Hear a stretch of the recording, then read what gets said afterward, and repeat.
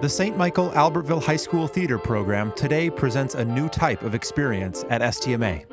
While our productions of the past have been live and on stage exclusively, this performance is meant to be entertainment for your ears. For this, we present to you a radio drama, Lewis Carroll's timeless classic, Alice's Adventures in Wonderland. This performance is directed by Mr. Mann, who also adapted the script for its production. Mr. Simonak compiled the music and digital sound effects you'll hear during the performance, and Mr. Berger engineered and produced the audio recording of the show. They are thankful for the audience's support of STMA Theater, especially in times such as these. We hope that this production allows you to step away from the real world for just a moment and bring to life a new world down the rabbit hole. The STMA Theater program presents Alice in Wonderland. Alice in Wonderland, a fairy story of the 19th century, a bit of gossamer flimsy, a fantasy for children. Alice, a fairy story peopled with human beings, animals that talk like men. Do they mirror men who act like animals? I do not know. I merely wrote a simple story about a little girl for a little girl. Half the world has, for 155 years, called it childish nonsense. The other half, significant social satire. To me, it has always simply been Alice's Adventures in Wonderland. Alice in Wonderland. Alice, don't fidget so. I beg your pardon, sister, but it is so very dull today. Isn't it tea time yet? Not quite. We'll go into tea when I finish the chapter I'm reading. Why don't you go pick some daisies? Oh, it's so dreadfully hot to pick daisies. Sister, look! Down there in the grass, a white rabbit. Sister, he has a waistcoat on. And look, he's taking a watch out of it. Oh, Alice, what nonsense. Oh dear, I shall be late. Sister, did you hear that? Hear what? The rabbit. He looked at his watch and then he spoke. Oh, Alice, your imagination. Alice? Alice, come back here. Where are you going? I've got to see the rabbit again, sister. Oh dear, he just popped into that hole under the hedge. But it's such a very large rabbit hole. Perhaps I could squeeze through there. I can still see him. He's down at the end. I must hurry. I'm falling. Falling down what seems to be a very deep well. Either the well was very deep, or she fell very slowly, for she had plenty of time to look about her and notice that the sides of the well were filled with cupboards and bookshelves. After such a fall as this, I shall think nothing of tumbling downstairs. Why, I wouldn't say anything about it, even if I fell off the top of the house. Which is very likely true. Down, down, down. Alice became very drowsy, and she had almost fallen asleep when... Oh, gracious! I've landed. I ought to be hurt, but I don't seem to be. Now, where is the white rabbit? Oh, there he goes. Oh, my ears and whiskers! How late it's getting! He's turned the corner of the passage. Oh, I mustn't lose him. But when Alice turned the corner, the rabbit was no longer to be seen. She found herself in a long, low hall with doors all around it, all locked. In the middle was a three-legged table of solid glass, but nothing on it but a tiny golden key. Alice tries the key in the various doors of the hall, but either the locks are too large or the key is too small. Now she sees a little door about 15 inches high. She tries the little golden key in the lock, and it fits. Alice is opening the door. Now she is kneeling to look through the passage. It leads to a lovely garden, but she can't even get her head through the doorway. And even if my head would go through, it would be of very little use without my shoulders. Oh, how I wish I could shut up like a telescope. I think I could, if only I knew how to begin. Alice is returning to the table now. She's looking for another key, or perhaps a book of rules for shutting people up like telescopes. She doesn't find either, but there is a little bottle there. Which certainly wasn't here before. Around the neck of the bottle is a paper label, with the words "Drink me" beautifully printed on it in large letters. Drink me. No, I'll look first and see whether it's marked poison. But the bottle was not marked poison, so Alice ventured to taste it, and finding it very nice, It has, in fact, a sort of mixed flavor of cherry tart, custard, pineapple, roast turkey, toffee, and hot buttered toast. she very soon finished it off. What a curious feeling. I must be shutting up like a telescope. She is shrinking. She is now only 10 inches high.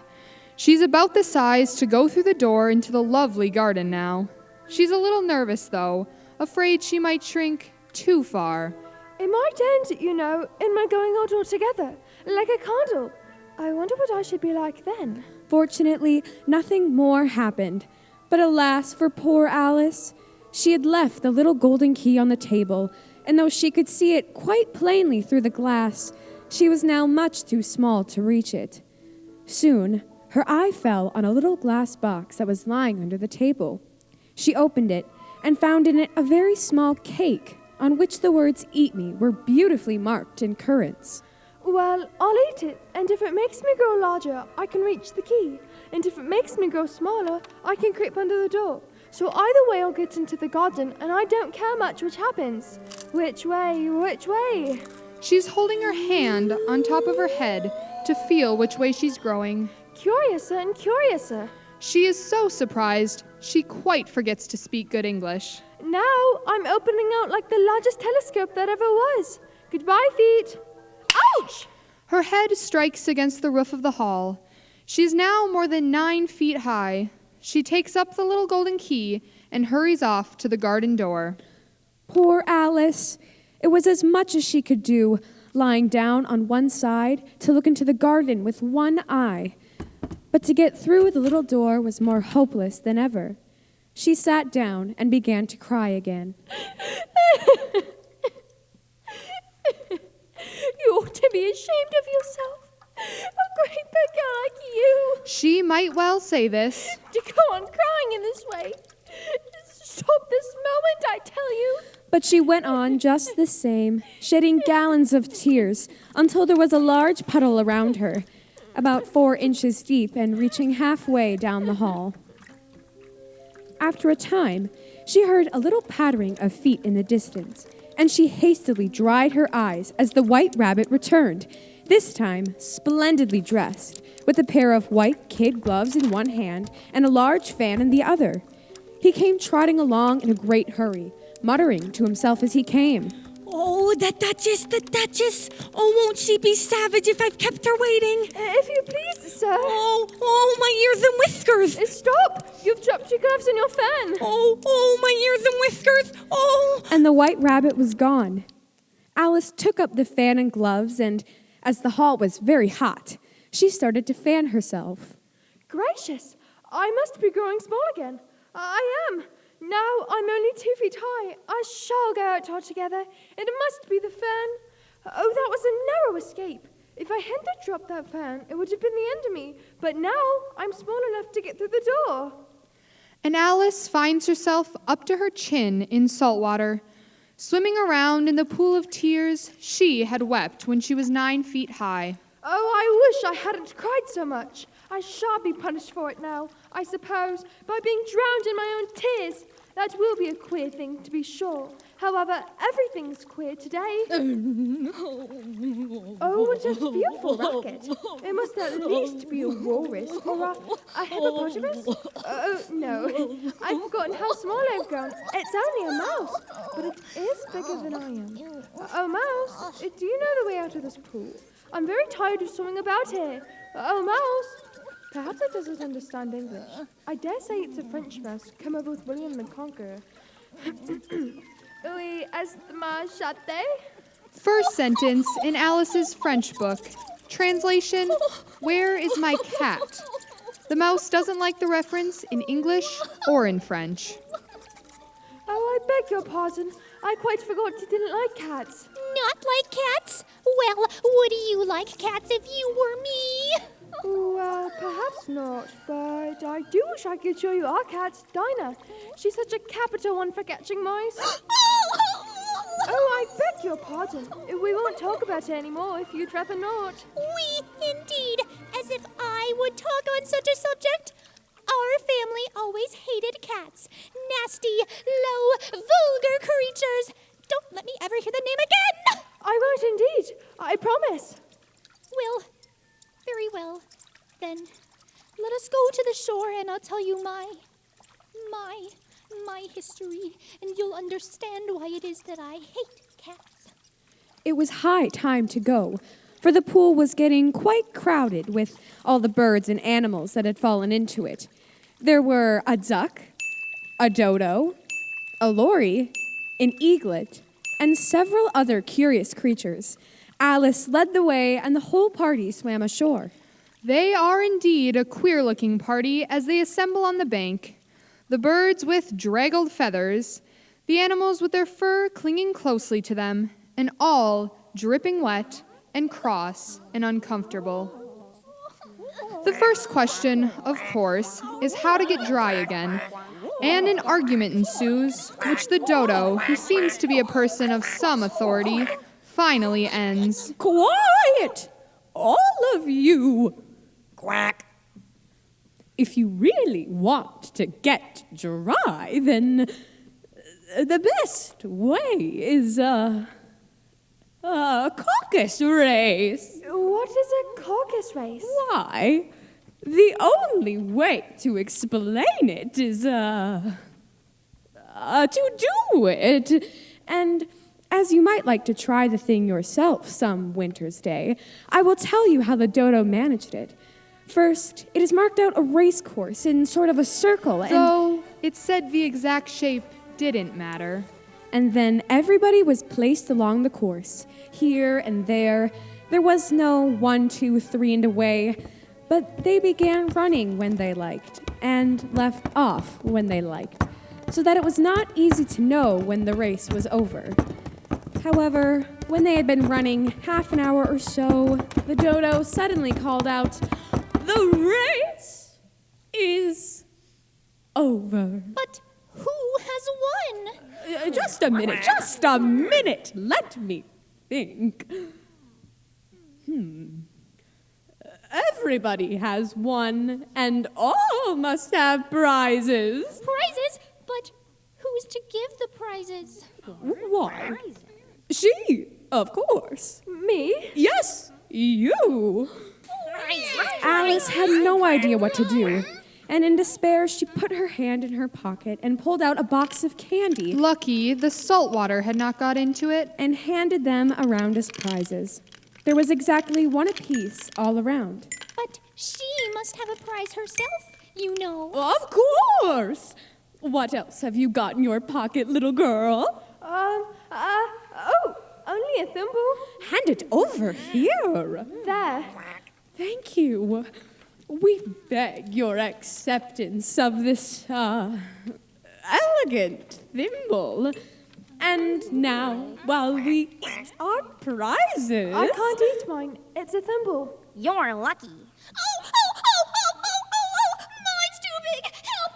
I'm choking! Here, some of you. Pat his back. I thank you. Oh, there, that's better. Oh. I can't taste mine. It's too small. I'm sorry. It's the best I could do. Mouse, you promised, you know. Promised what? To tell me your history and why you hate, you know what. Oh, mine is a long and sad tale. Oh, woe is me. I can see it's a long tale, Mouse, but why is it sad? Oh, you insult me by talking such nonsense. Oh, I really meant nothing, but you're so easily offended, you know. I am very much afraid that you are a waste of time. Oh, please come back and tell us your story. Yeah.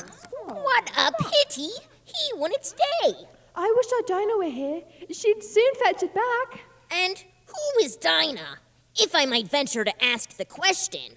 Dinah's our cat, and she's such a capital one for catching mice. And oh, I wish you could see her after the birds. Why, she did a little bird, she looked at it, and... Oh, I wish I hadn't mentioned Dinah. Nobody seems to like her down here, and I'm sure she's the best cat in the world. Oh, my poor Dinah. I wonder if I shall ever see you anymore. There's no sort of use in crying about it. I shall never get out of here unless I set about to growing my right size again. But the great question is, how? Suddenly, Alice noticed a large mushroom growing near her, about the same height as herself, and on top of it, a large blue caterpillar was sitting with his arms folded, quietly smoking a long hookah. The caterpillar took his languid time about noticing Alice. And, who are you? I hardly know, sir, just at present. At least, I know who I was when I got up this morning. What do you mean by that? Explain yourself. I can't explain myself, I'm afraid, sir, because I'm not myself. You see? I don't see. I'm afraid I can't put it more clearly, for I can't understand it myself to begin with, and being so many different sizes in a day is very confusing. It isn't. If you change as much as I have today, you'd feel a little queer too. Not a bit. Well, perhaps your feelings are different, but it feels very queer to me. You. Well, who are you? I think you ought to tell me who you are first. Why? I'm afraid we're not getting anywhere at all. Come back here. I have something important to say. Well, what is it? Keep your temper. Is that all? Yes. Good day to you, my dear. But... One side will make you grow taller. The other side will make you grow shorter. One side of what? The other side of what? Of the mushroom. STMA Theater would like to thank the following sponsors. You gotta start at SOAR Regional Arts, bringing quality performing arts opportunities to St. Michael, Otsego, Albertville, and Rogers. Come on down to SOAR's Illuminate the Night on December 12th at the St. Michael City Center. There will be food, music, and beautiful light displays that you won't want to miss. Check out soararts.com to register your 1st through 8th grader for Peter Pan Jr.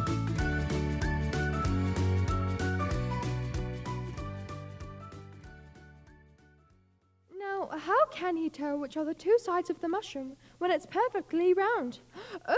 Maybe if I stretch my arms around as far as they can go and break off a bit of the edge with each hand. There! And now, which is which? I guess I'll try the right hand piece first. Oh, I'm getting smaller so quick. My chin hit my foot. I have to eat some of the left hand piece right away. It is so hard to get my mouth open. There! Come, my head's free at last. As she grew larger, she saw across the top of the mushroom a little house about 4 feet high.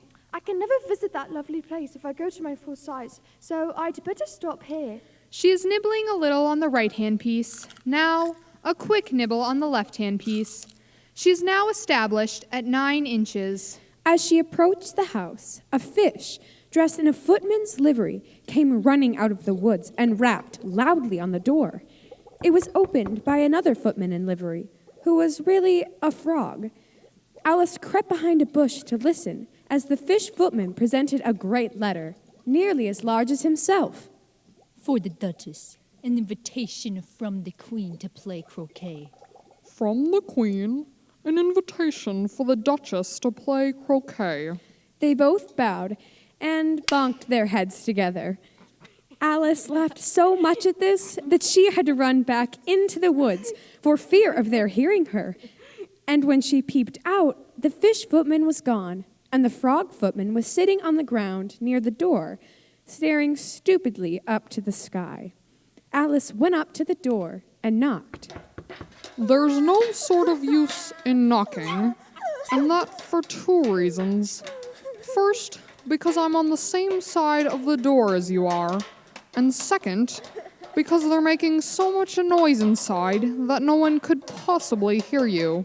Please, then, how am I to get in? There might be some sense in your knocking if we had the door between us. For instance, if you were inside, you might knock, and I might let you out, you know. But how am I to get in? I shall sit here till tomorrow, or the next day, maybe. How am I to get in? Are you to get in at all? That's the first question, you know. It's really dreadful the way all you creatures argue. It's enough to drive one crazy. I shall sit here, on and off, for days and days. But what have I to do? Anything you like. Then I'll go in anyway. The door leads into a large kitchen. It is full of smoke. The Duchess is sitting on a 3-legged stool, nursing a baby. The cook is stirring a large cauldron of soup, and he throws pepper into it by the shakerful. A large cat is lying on the hearth, grinning from ear to ear. He doesn't sneeze, neither does the cook, but everyone else does. Achoo! Please, would you tell me why your cat grins like that? It's a Cheshire Cat, and that's why. Pig! Were you speaking to me? No, I was speaking to this brat. Oh. Take that, and that, and that. Oh, be careful. What are you throwing pots and pans at the baby for? That happens every day at 4 o'clock. Oh, please mind what you're throwing. Cook, be careful. Don't. What? Oh, there goes his precious little nose. Speak roughly to your little boy. Achoo! And beat him when he sneezes. He only does it to annoy. Achoo! Because he knows it teases. Wow, wow, wow. Here, you may nurse it a bit, if you like. Catch! Oh, please, I nearly dropped it. I must go and get ready to play croquet with the Queen. Take that, you toad! If I don't take this child away with me, they're sure to kill it in a day or two. It would really be committing murder to leave it behind. Oh, don't squeal, my dear. That's not at all the proper way of expressing yourself. If you're going to turn into a pig, my dear, I'll have nothing more to do with you. Mind now, what am I going to do when I get to this creature home? I guess there'll be no taking you home. You'll be happy out there in the woods. Run on. If it had grown up, it would have made a dreadfully ugly child. But it makes a rather handsome pig, I think. And she began thinking over other children she knew who might do very well as pigs, when she was a little startled to see the Cheshire Cat sitting on the hearth of the fireplace. Hello, Cheshire Puss. Would you please tell me which way I ought to go from here? That depends a good deal upon where you want to get to. I don't care where. Oh. Then it doesn't matter which way you go. What sort of people live round here? That direction lives a hatter. That direction lives a March Hare. Visits either. Both are mad. But I don't want to go among mad people. Oh, you can't help that. We're all mad here. I'm mad. You're mad. How do you know I'm mad? You must be, or you wouldn't have come here. Do you play croquet with the Queen today? I should like it very much, but I haven't been invited yet. You'll see me there. Well, he's disappeared into thin air. No, here he comes back. By the by, what became of the baby? I nearly forgot to ask. It turned into a pig. I always thought it would. I wonder if he's disappeared for good now.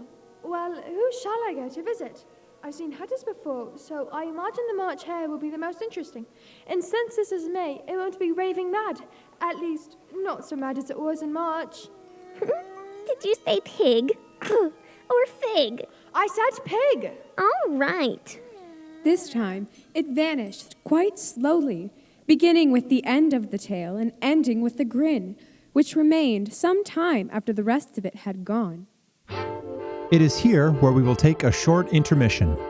Coming up in the second half, Alice's visit to the Mad Tea Party, the Queen's croquet game, the Mock Turtle story, the Lobster Quadrille, and the exciting climax when all of Wonderland attends the trial to determine who stole the tarts.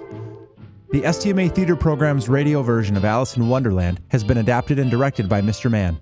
Mr. Simonak compiled the music and digital sound effects, and Mr. Berger engineered and produced the audio recording you're hearing now. We'll be back soon with Act 2. This is the STMA Theater Program.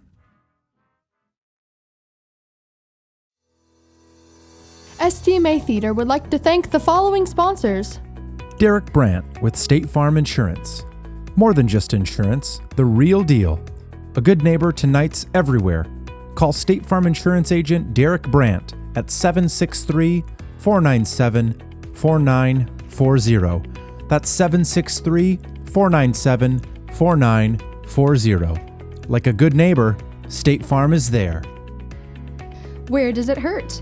Your back, your neck, your hip? No worries, we've seen it all at Healthsource Chiropractic.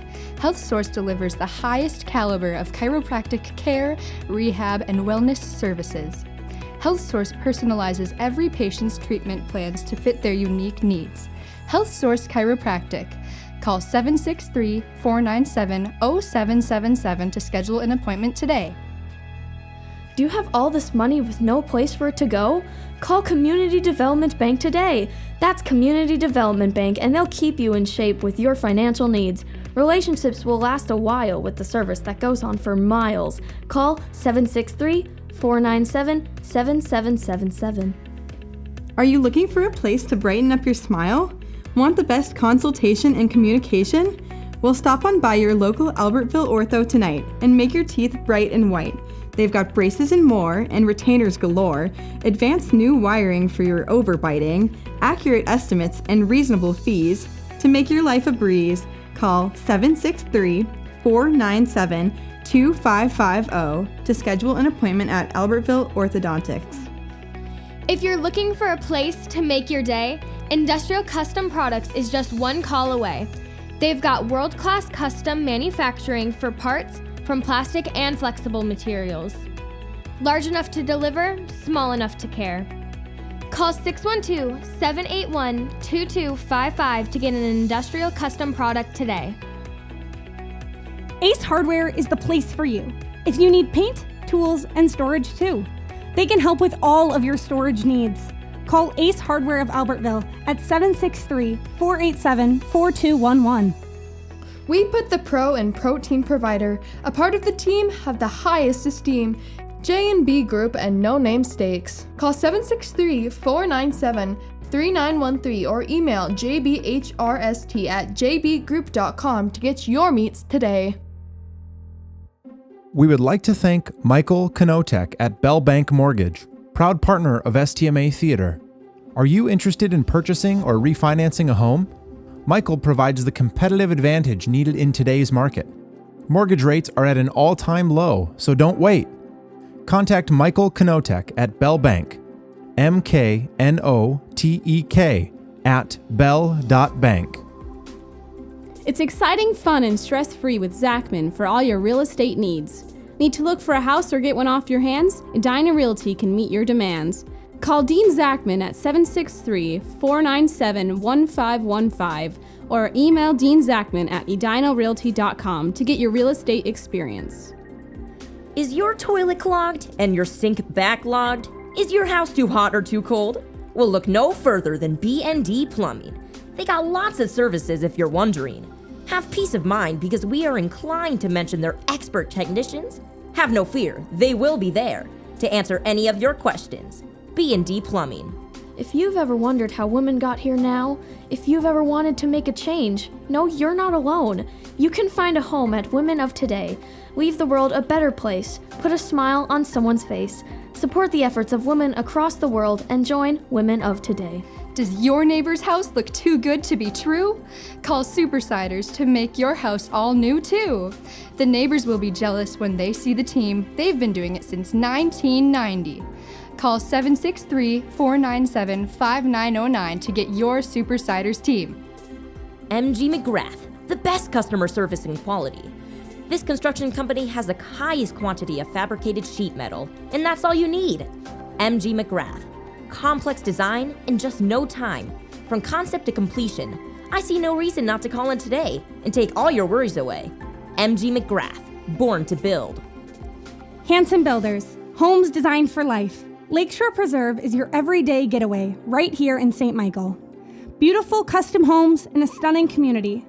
Call Hanson Builders at 763-286-2509 or email Sarah with an H at hansonbuilders.com.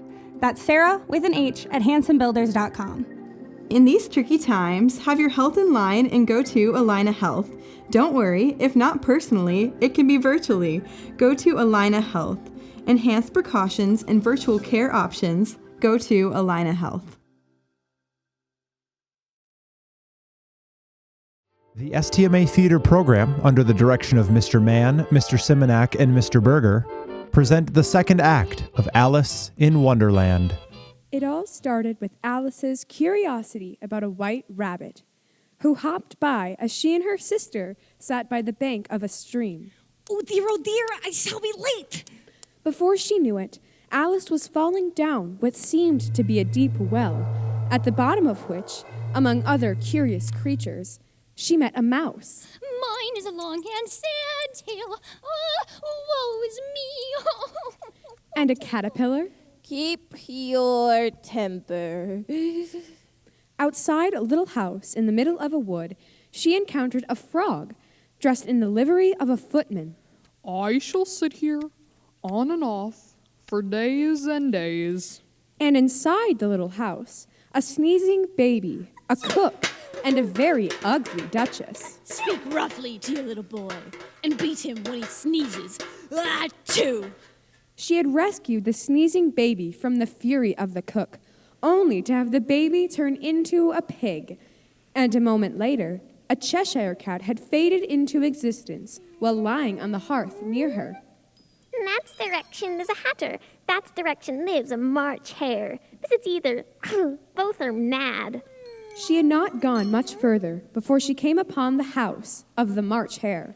She's sure it is the right house, because the chimneys are shaped like ears, and the roof is thatched with fur. There was a table set out under a tree in front of the house, and the March Hare and the Hatter were having tea at it. A dormouse is sitting between them, fast asleep. The March Hare and the Hatter are using him as a cushion, resting their elbows on him. They aren't at all anxious to have Alice's company. No room! No room! No room! There's plenty of room, and I'm going to sit down. There! Have some wine. I don't see any wine, March Hare. There isn't any. Then it wasn't very civil of you to offer it. Well, it wasn't very civil of you to sit down without being invited. I didn't know it was your table. It's late for a great many more than 3. Your hair wants cutting. Oh, you should learn not to make personal remarks, Hatter. It's very rude. Why is a raven like a writing desk? I'm glad you're going to ask riddles. That'd be fun, but I believe I can guess that one. Do you mean that you think you can find out the answer to it? Exactly so. Then you should say what you mean. I do. At least I mean what I say. It's the same thing, you know. Not the same thing a bit.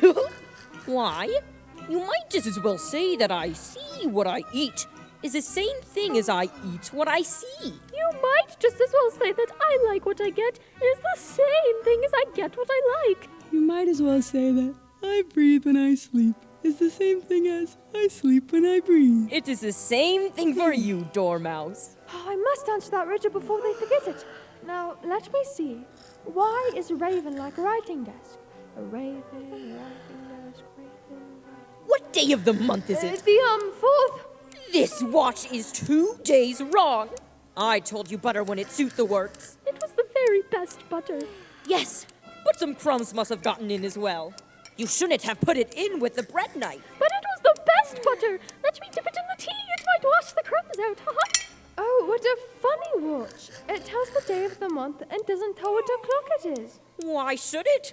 Does your watch tell you what year it is? Of course not. But that's because it stays the same year for such a long time together.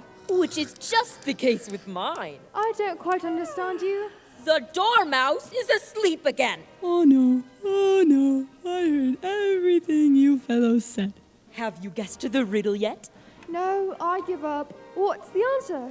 I haven't the slightest idea. Nor I. I think you might do something better with the time than wasting it in asking riddles that have no answers. Ah, if you knew time as well as I do, you wouldn't talk about wasting it.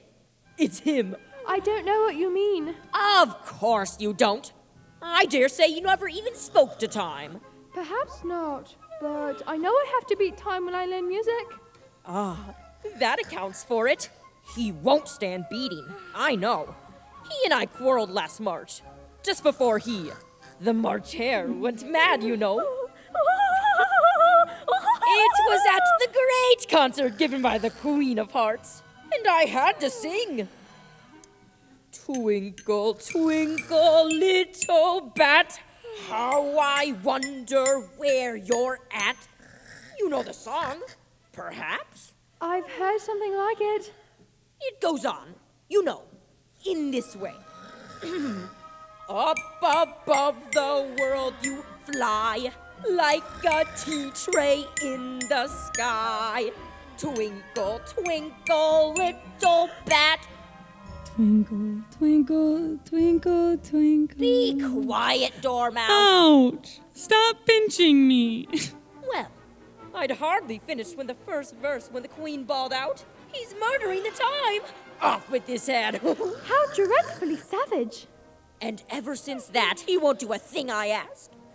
It's always 6 o'clock now. Is that the reason so many tea things are put out here? Yes, that's it. It's always tea time. And we've no time to wash the things between the whiles. Then you keep moving round, I suppose, from one seat to the next? Exactly so, as the things get used up.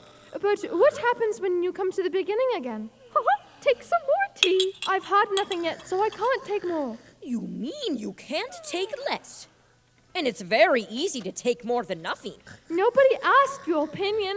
Who's making personal remarks now? You.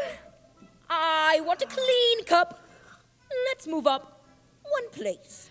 But then you're the only one who gets a clean place. And I have to sit where the March Hare sat, and he's upset the milk jug into his plate. We move only one seat over. And if you don't like that... You don't have to drink the tea you haven't yet had. This piece of rudeness was more than Alice could bear. She got up in great disgust and walked off. The dormouse fell asleep instantly, and neither of the others took the least notice of her going. For they are now trying to shove the dormouse into the teapot. As Alice wandered on through the wood, she came suddenly upon a tree with a little door leading right into it. She was not in the least surprised, for she had come to expect anything in Wonderland. So she quickly opened the door and entered, to find herself at last among the bright flower beds and the cool fountains of a beautiful garden. The one she had first seen through the little door in the hall. She scarcely had time to look about her when she heard the sounds of a procession approaching. It was the royal entourage of the King and Queen of Hearts, accompanied by their guests, the kings and queens of diamonds, spades and clubs, with their soldiers and courtiers. When the procession came opposite to Alice, it stopped, and everybody looked at her as the Queen of Hearts spoke. Who is this? How did she get in here? Speak, child. What is your name? My name is Alice, so please, your majesty. Alice? Why, they're only a pack of cards after all. I needn't be afraid of them. She has no business being Alice. Off with her head! Off with her! Nonsense! Consider, my dear, she's only a child. She has a head, King. But my dear consort... Imbecile, mind your own. Oh, yes, my dear. On with the procession. For the present, child, you may keep your head. That's dreadfully kind of you. The procession continued to the fountains in the center of the garden, while Alice looked about her, vainly, for some way of escape. But the Queen kept constantly by her side. Have you seen the mock turtle yet? No, I don't even know what a mock turtle is. It's the thing mock turtle soup is made from. I never saw one or heard of one. Come on then, and he shall tell you his story. After a little walk, the Queen and Alice came upon a griffin lying fast asleep in the sun. If you don't know what a griffin is, there's very little use in telling you, for you wouldn't believe it anyway. It's sort of a half lion, half eagle, half... I knew you wouldn't believe it. Up, lazy thing, and take this young lady to see the mock turtle and to hear his story. I must go back and see after some executions I have ordered. What fun! What is the fun? Why, it's all her fancy, that. They never execute nobody, you know. Come on. They had not gone far before they saw the mock turtle in the distance, sitting sad and lonely on a little ledge of rock. And as they came nearer, Alice could hear him sighing as if his heart would break. She pitied him deeply. Oh, what is his sorrow? Oh, it's all his fancy, that. He hasn't got no sorrow, you know. This here young lady, she wants for to know your history, she do. I'll tell her. Sit down, both of you, and don't speak a word till I've finished. I don't see how he can ever finish if he doesn't begin. Once, I was a real turtle. When we were little, we went to school in the sea. The master was an old turtle. We used to call him, Tortoise. Why did you call him Tortoise if he was a turtle? Oh, we called him Tortoise because he taught us. Really, you're very dull. Oh, you ought to be ashamed of yourself for asking such a simple question. Drive on, old fellow. Don't be all day about it. Yes. We went to school in the sea, though you mayn't believe it. I never said I didn't. You did.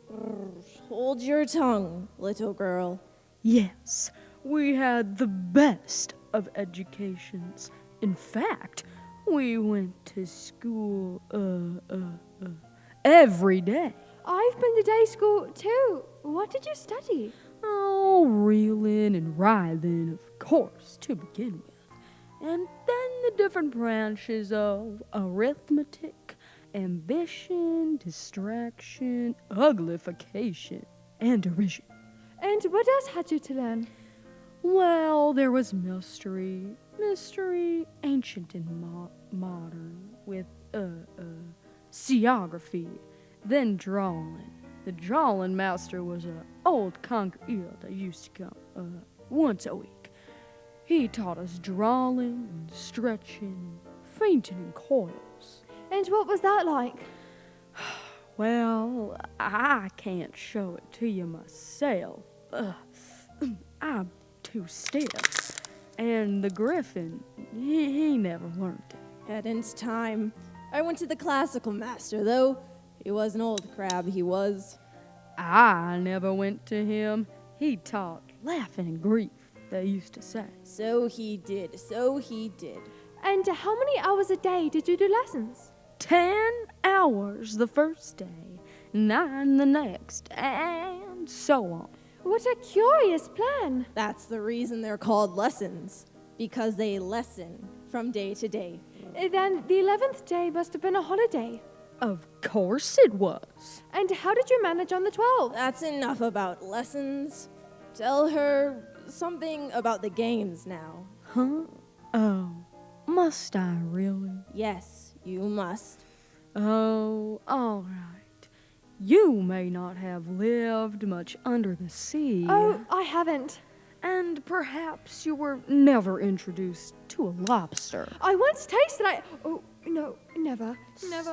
So you can have no idea what a delightful thing a lobster quadrille is. No, indeed. What sort of a dance is it? Why, you first form into a line along the seashore. 2 lines, seals, turtles, salmon, and so on. Then, when you've cleared all the jellyfish out of the way... That generally takes some time. You advance twice. Each with a lobster as a partner. Of course. Advance twice, set to partners. Change lobsters and retire in same order. Then, you throw the lobsters as far out to the sea as you can. Swim after them. Turn a somersault in the sea. And change lobsters again. Back to land again, and that's all there is to the first figure. It must be a very pretty dance. Yes. Would you like to see a little of it? Oh, very much indeed. Oh, come, let's try the first figure, Griffin.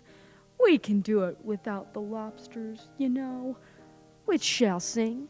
You sing. I've forgotten the words.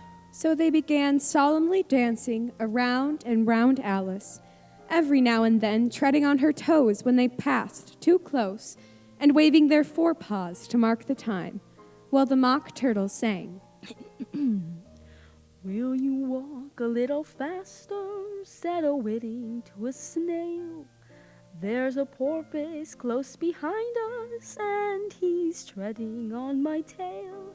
See how eagerly the lobsters and turtles all advance. They are waiting on the shingle. Will you come and join the dance? Will you, won't you, will you, won't you, will you join the dance? Will you, won't you, will you, won't you, will you join the dance? Thank you. It's a very interesting dance to watch, and I do so like that curious song about the wedding. But if I'd been he, I'd have said to the porpoise, "Keep back, please. We don't want you with us." Oh, they were obliged to have him with them. No wise fish would go anywhere without a porpoise. Wouldn't it really? Of course not. Why, if a fish came to me and told me he was going on a journey, I should say, with what porpoise? Oh, don't you mean purpose? I mean what I say. Shall we try another figure of the lobster quadrille? Or would you like the mock turtle to sing you another song? Oh, a song, please, if the mock turtle would be so kind. No accounting for taste. Sing her turtle soup, will you, old fellow? Beautiful soup, so rich and green, waiting in a hot tureen. Oh, for such dainty. Come on, it's time to go to the trial. What trial? Come on, come on. And the griffin grabbed Alice by the hand and hurried her off without waiting for the end of the mock turtle's song. By the time Alice and the griffin had arrived at the courtroom, a great crowd had assembled there, all sorts of little birds and beasts, as well as the whole pack of cards. The knave stood before the court in chains. The white rabbit, dressed in the livery of a herald, was near the throne where the king and queen of hearts were sitting. The king is also the judge, by the way, and as he is wearing his crown over his wig, he does not look at all comfortable, and it certainly isn't becoming. In the very middle of the court, on a table, was a large dish of tarts. It made Alice hungry to look at them. I'd wish they'd get the trial done and hand round the refreshments. No chance of that. Them tarts is what the trial's all about. What are the jurors writing on those slates for? They can't have anything to put down yet before the trial's begun. They're writing down their names for fear they shall forget them before the end of the trial. Stupid things! Why, they're all writing stupid things on those slates. And look, several of them can't even spell it correctly. Silence in the court! Harold, read the accusation. The Queen of Hearts, she made some tarts, all on a summer's day. The knave of hearts, he stole those tarts and took them quite away. Yes. Consider your verdict, jury. No, not yet, Your Majesty. There's a great deal to come before that. All right, then. Call the first witness. First witness, the Hatter, sometimes called Mad. I beg pardon, Your Majesty, for bringing my tea and bread and butter with me. But I hadn't quite finished when I was sent for. Well, you ought to have finished. when did you begin? 14th of March. I think it was. 15th. 16th. Oh, write that down. The jury is writing down all 3 dates on their slates. Now they add them up. And now they're reducing the answer to shillings and pence. Only all the answers are different. Just at this moment, Alice felt a very curious sensation, which she recognized at once. She was beginning to grow again. She decided, however, to remain in the courtroom as long as there was room for her. However, the dormouse, who was sitting next to her, objected at once. I wish you wouldn't squeeze so. I can hardly breathe. I can't help it. I'm growing. You've got no right to grow here. Don't talk nonsense. You're growing too. Yes, but I grow at a reasonable rate, not in that ridiculous fashion.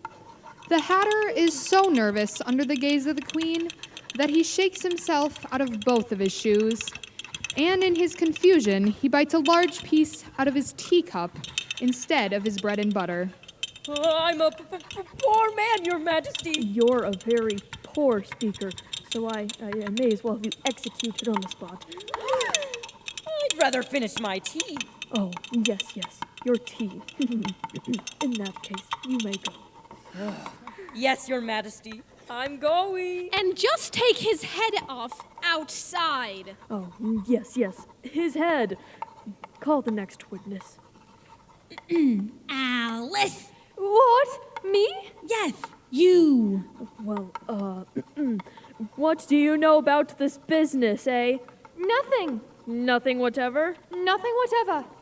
Oh, that's very important. Unimportant, Your Majesty means, of course. Unimportant, of course I meant important. Some of the jury writes important and some unimportant, but it doesn't really matter. Silence! I read from the rule book. Rule 42. All persons more than a mile high will leave the court. I'm not a mile high. Yes, you are. Nearly 2 miles high. See? Well, I shan't go at any rate. Besides, that's not a regular rule. You invented it just now. It's the oldest rule in the book. Then it ought to be number 1. Consider your verdict. No. There's more evidence to come yet. Please, Your Majesty. No, right then. This paper has just been picked up. What's in it? I haven't opened it yet, but it seems to be a letter written by the prisoner to, somebody. Well, it must have been that, unless it was written to nobody, which isn't at all usual, you know. Who is it directed to? It isn't directed at all. In fact, there's nothing written on the outside. It isn't a letter after all. It's a set of verses. Are they in the prisoner's handwriting? No, they're not. Oh, he must have imitated somebody else's hand. That proves his guilt. Go, off with his head. Yes. It doesn't prove anything of the sort. Why, you don't even know what the verses are about. Oh, read them. Where shall I begin? Please, Your Majesty. Begin anywhere and stop. When you like. They told me you had been to her and mentioned me to him. She gave me a good character, but said I could not swim. He sent them word I had not gone. We know it to be true. If she should push the matter on, what would become of you? I gave her 1, they gave him 2. You gave us 3 or more. They all returned from him to you, though they were mine before. If I or she should chance to be involved in this affair, he trusts to you to set them free exactly as we were.